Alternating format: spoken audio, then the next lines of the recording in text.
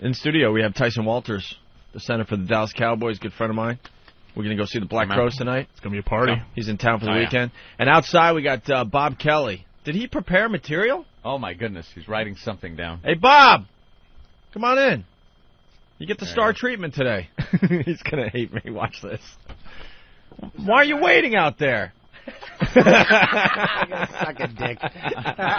We always have him wait out there for about an hour before he gets to come in here. An hour and 45 minutes, and then you bring me in and go, what the fuck are you doing Well, we here? always want to bring you in, but when Jimmy's here, he keeps going like, no, don't bring him in yet. Yeah. Is that it? It's all Jimmy's fault. That little friggin' No, worm? you get the star treatment today because you're filling in for the big guy. I do? I can actually sit down? Yeah, if Norton was there, we'd get to you eventually. But today you get the star treatment. Sit down. Sure. You got your Starbucks? Anything else you need today? No, I'm good, actually. I'm good. Well, You want any treat you granola? like a Can I king. eat some of your granola? If you like, Whatever sure. you need, a I got milk in the Pop-Tart, fridge. everything. Whatever you want, bro. You know what? Hope you're making me fucking very nervous, you son of a bitch.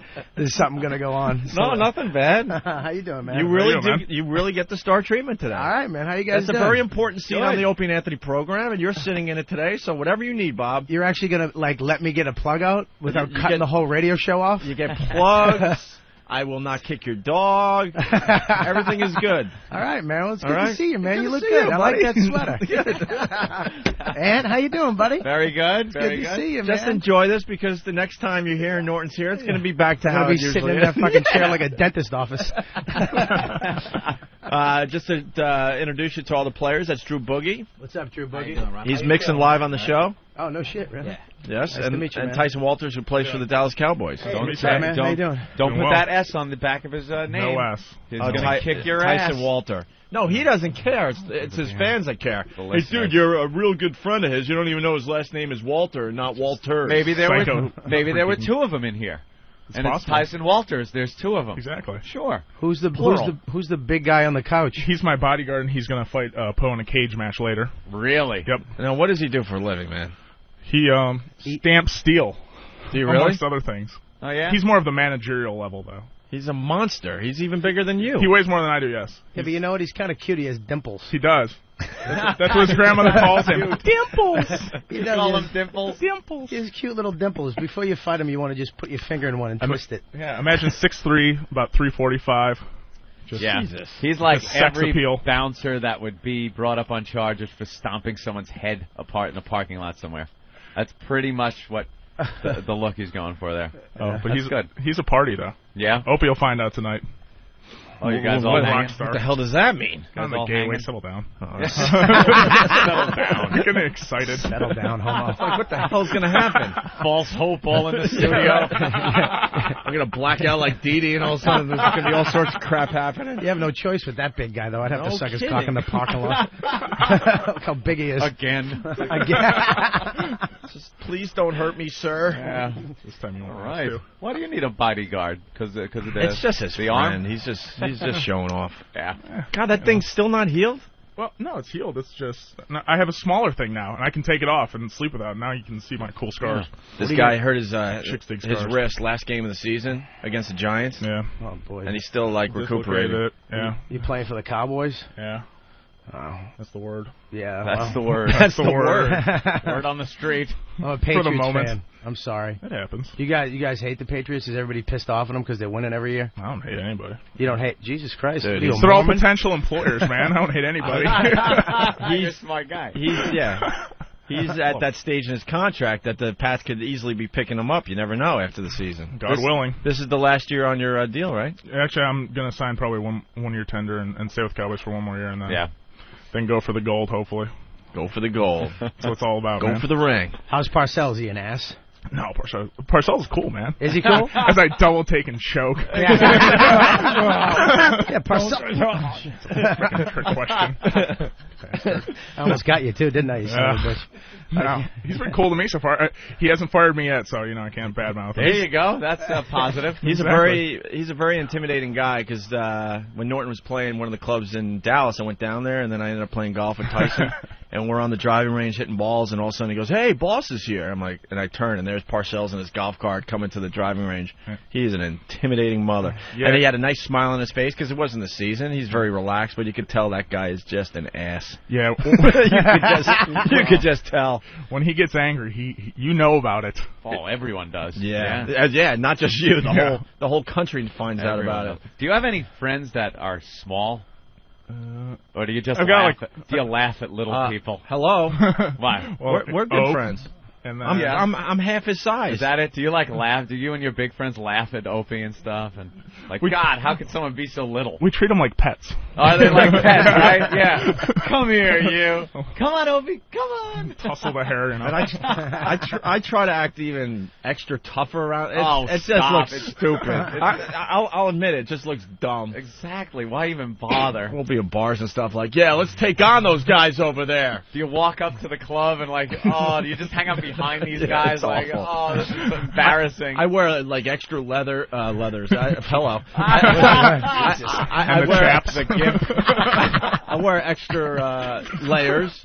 Yeah. And a big bubble coat, just trying to puff myself up it. Ain't gonna work. And then I'm walking on my tippy toes to give me an extra inch or two. It's just awful. He does the whole hold me back gag. Come on, man. Yeah, I can see it picking fights with every big guy around. Yeah, motherfucker, come on, hit me. Yeah, but you're naturally big. You're not bodybuilder, shredded. I mean, you're like an old That's a nice superhero. Way of saying fat, thank you. Well, you're like an old superhero, like Superman, like the first like a Superman. 50-year-old superhero, like the Incredibles. I'm not trying to be a dick, but I mean, the original Superman from the TV you remember he was like barrel-chested? I realize I have the upper body of Terry Schiavo now because I can't work out, but freaking A, man. I'm back the hell off. Can you tell your bodyguard to stop staring at me like he's going to face fuck me? Well, that's not the bad part. It's when he's licking his lips that makes it difficult for you. Well, that turns me treat on. you like a hotel sink. You do have the look like you were supposed to play football back in the 70s. Because you got the sideburns. That's what I'm saying, like the Steelers. Yeah, I know what you're saying. Wow. Before they had, before they really got shredded. Back in the day, they were doing roids back in the 70s, man. Really? Oh, and they're not doing it now? Yeah, I know, exactly. Wink, wink. Stop. Swear to God, it is not. There are always guys that are going to try and get around and stuff like that. But football is not an issue for the simple reason that the first time you get nailed, you lose a quarter of your salary right off the top. It's not like baseball where you're losing $5,000 out of $20 million. Right. Football is the real deal. Wow, and there's testing. How often do they test? We test randomly. During the season, it starts beginning of March and tests all the way through the end of the season, and you get tested randomly. So it ends up being 5 or 6 times a year, probably. Yeah, wow. Is the average. And this is what a lot of people have been asking over the last few weeks. Why isn't there any attention on steroids in football? But they're very strict, you're saying. They're extremely strict. I mean, they come after you hard and fast. Wow. They do not mess around with performance-enhancing drugs. If we take Sudafed, because there's I don't know what the hell the drug is. Ephedrine. Ephedrine? Ephedrine. Whatever. Not ephedrine. Ephedrine's another ephedrine. That's what it is. Whatever it is, though. No, that's what it is. Okay, damn, sorry. Over Doogie Howser. Freaking A. Jesus. But... No, but whatever it is... Just take it, Bob. There's nothing you can do. Are you insane? I know. Your words are cute and all, but in the end, it's not about how good you are on a mic. Nathaniel's going to have a little tape of me. It's Bob. We're removing his feeding tube today. Say ephedrine, bitch. Say ephedrine. Say it one more time. Say it one more time, funny man. Anyway, go ahead. Sudafed, yes. Sudafed, those cold drugs, we have to tell them that we're taking it, notify the trainers and the medical staff of the team, just because if you take more than the recommended dosage, it'll flag a false positive. And and once you test positive, there's no going back on it. The only hope you have, because we do 2 samples, and so they test the first one, and then if you appeal, they'll test the second sample that they have from the same batch, and that's your only hope of getting off. You know anybody that's lost a quarter of their salary? Not on the Cowboys. We haven't had anybody recently. Was it last year, 2 years ago? The end for Carolina. What's his name got nailed, and he said it was cold medicine. So, I mean, it can legitimately happen. So when you hear about it possibly being cold medicine, it is legit. So those guys are just big guys.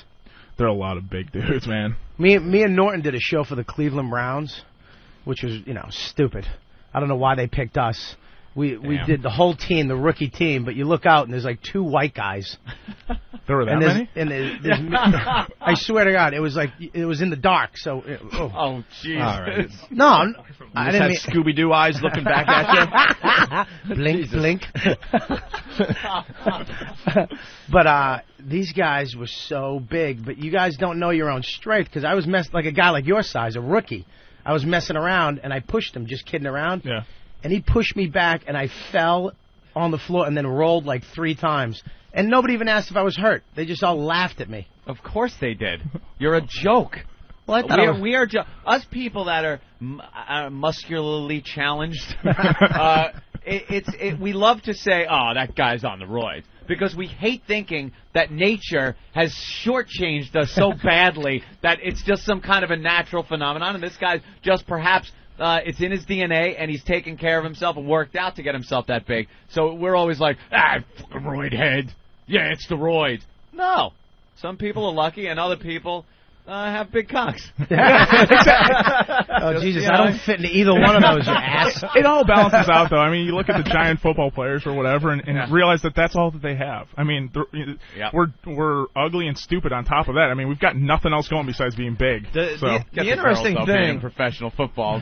That's the money. Right? Yeah, it's the money. It's not because of our personality or looks.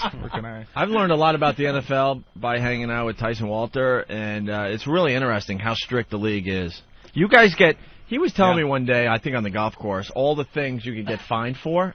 Yep. It's unbelievable. Oh, yeah. Some of the things you could get fined for real fast. Late to a meeting can be $5 to $10,000. Cell phone goes off in a meeting, $5,000. Get the fuck out of your cell phone ring. They should have that in goddamn movie theaters. Dude, they are so strict. It's go ahead. Yeah. Some of the stuff like game day and all that.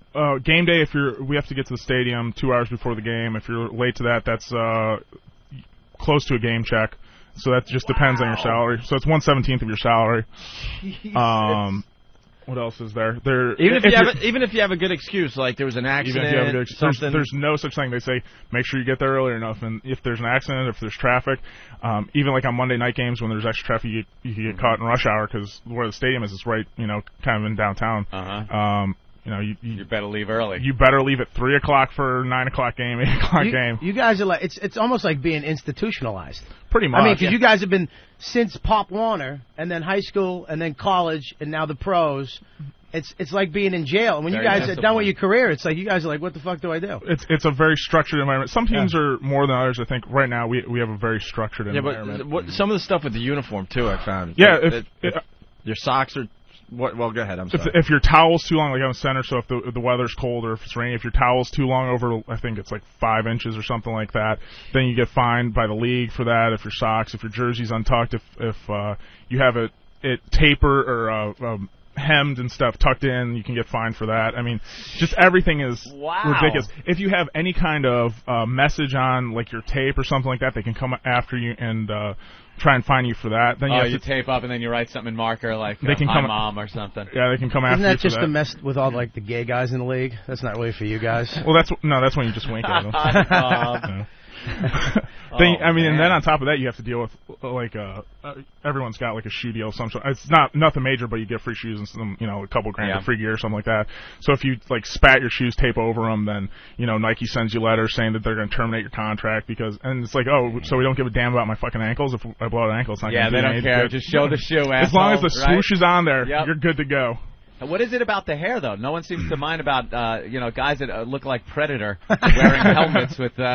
2 words, Randy Moss. Well, that's actually in the CBA, the collective bargaining agreement, that they cannot regulate length or style of hair. Really? Yeah, and I think facial hair is also in there. Wow, because that's really taken off. Where the holdout in '87, that's what it was all about. It was about length of hair. Yeah. Did you put a vote in on that? I was 9. Oh, all right. You ass. This guy's not only is he a big guy, he's kind of funny too. You ass. I really don't like that. Wow, that's very regulated, very strict. And then baseball is like Delta House. Oh, they really don't care. Oh, it's just no regulations. the worst is when you have baseball players that come in and play football and they tell you all the stories of how baseball is and how it's laid back and their spring trainings just like they're all in condos and they've rented Mercedes for the 6 weeks that they're down in Florida and how they have kegerators in their weight rooms and stuff like that. And we're just like, are you kidding me? It's absolutely amazing. I saw that myself because I have a sister who lives in Orlando, spring training capital of the world basically. And there was a time I was sort of friends with Kurt Schilling, way back in the day. Oh. And I happened to be down in Florida, and he came into the same strip club as me. Would you kick him in the ankle?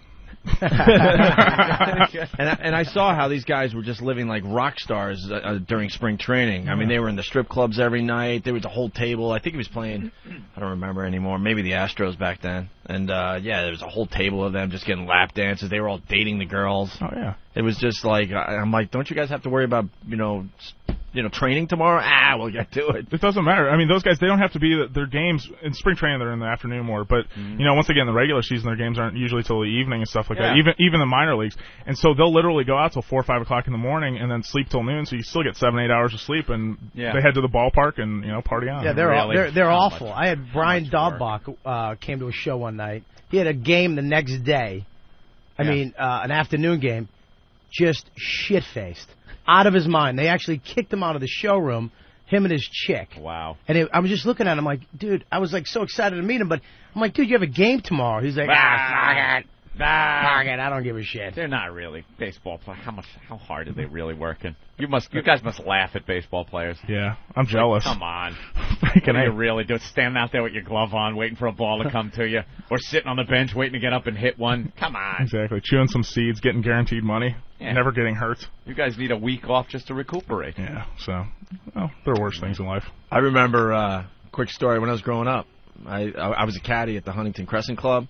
No caddy. And this was that caddy tournament. This was the years that... Come here, Opie. You tell Ty Webb I'm gunning for him. That's the only other job I've ever had. Caddy. I love that he was a caddy. Caddy and this. That's all I've ever done in my life. And worked at a video store for like 2 weeks because before porn was readily available, all my friends would come in and we'd watch porno while I'm trying to rent tapes. Hermaphroditic. And then the moms would come in with the kids and see the porno on the screen. I got fired. And that's it. That's all I've done in my life. So, but back in the day, it was when the Islanders were winning all the Stanley Cups.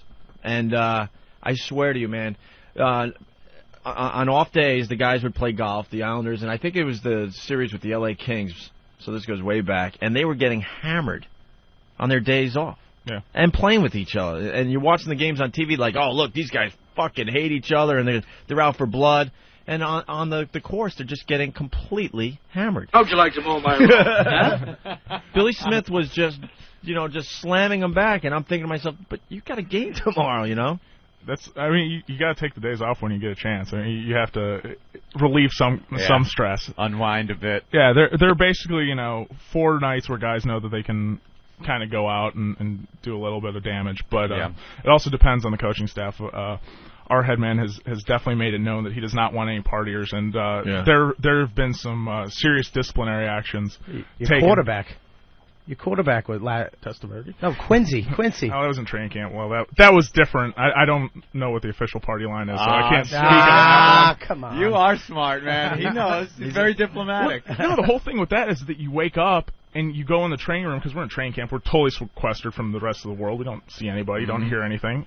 And you go in the training room, and then the next thing you know, you're out on the field, and there's no Quincy, and you're like, where the hell's Quincy? Oh, Jesus. And then it's like, oh, yeah, Parcells fucking cut him this morning. You're like, what?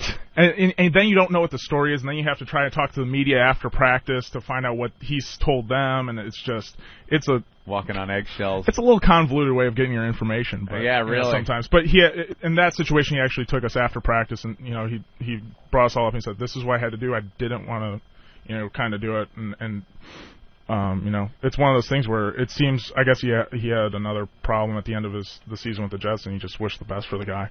I mean, that's just not stuff you fool around with.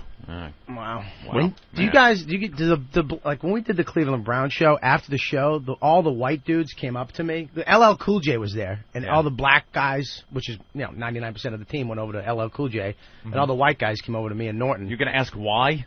No, I'm not going to ask why. I know why. Okay. You don't have to be in football to figure that one out. My God, man. But they took us into this back place where the white dudes hung out. It was like all the shoe room, and they had beers in there, and we were all hanging out with like the kicker. It's like a country club. The kicker. Yeah, the kicker that's smaller than you, right? Yeah, the kicker. I was busting his balls. Screw him, that little friggin' 165 douche. But hope you out of it. And oh no, kid, because I love.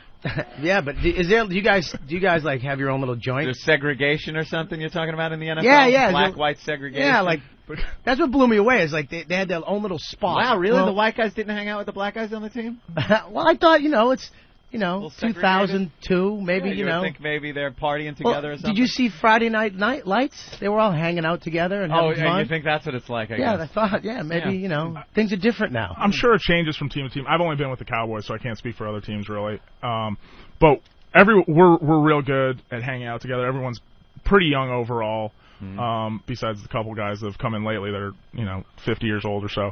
But no, we all hang out a bunch. We have a bunch of dinners together. We do a ton of off the field stuff together. The closest thing we have to that is our locker room is basically square, and then we've got about 8 couches that form a square within the locker room. And it seems all the white guys will sit on the couches and stuff, and then Keyshawn Johnson, who's like speaking his opinion, he's a funny guy. We'll make his reference to Klan meetings and things like that, joking. I mean, it's purely in jest, but does he come over and shut off your country music off the boombox, and then put on his rap music, and you guys all sing together, and they teach you how to dance, and we point to each other, and the next guy comes in with the mic, and you take your cowboy hat and put it on Keyshawn. Yeah, with the feather boa. Everyone's all together. All right, we are family. Well, Tyson Walters is hanging out with us today. Also, Bob Kelly and Drew Boogie.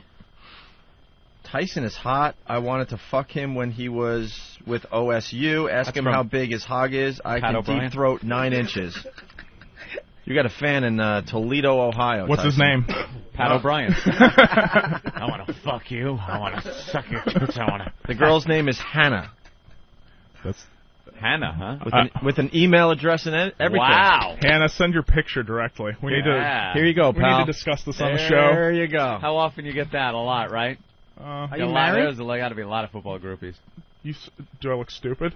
I really want to say shit back to you, but you got friggin' hands the size of catcher's mitts, and then you have a bigger guy behind that, which I don't think you need. If there was a miracle and you were able to do some damage to him, then I got a miracle happen. Then you got to deal with him. And then after him, I got to deal with Master Poe. This is just a lose-lose situation. Yeah.